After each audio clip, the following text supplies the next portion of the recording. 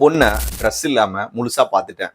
அதாவது வந்துட்டு உன்னை நான் கல்யாணம் பண்ணிக்கிறேன், நீ தான் என் உலகம் உயிருன்னு சொல்லிட்டு அந்த பொண்ணை நல்லா அனுபவிச்சுட்டு அவளை முழுசாக பார்த்துட்டேன் அப்படின்னு நினச்சிட்டு இருக்கோம். நீங்கள் பார்த்தது வெறும் சதை மட்டும்தான்.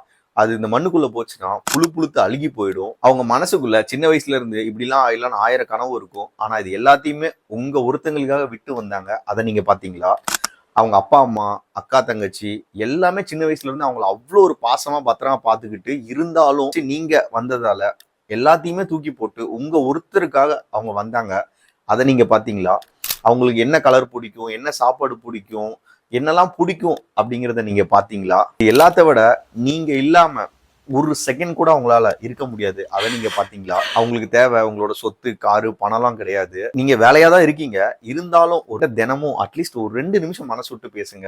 அவங்க மனசுல என்னெல்லாம் இருக்குன்னு தயவு செஞ்சு பாருங்க. அதுக்கப்புறம் தான் அவங்களை நீங்க முழுசா பார்த்ததாவே அர்த்தம்.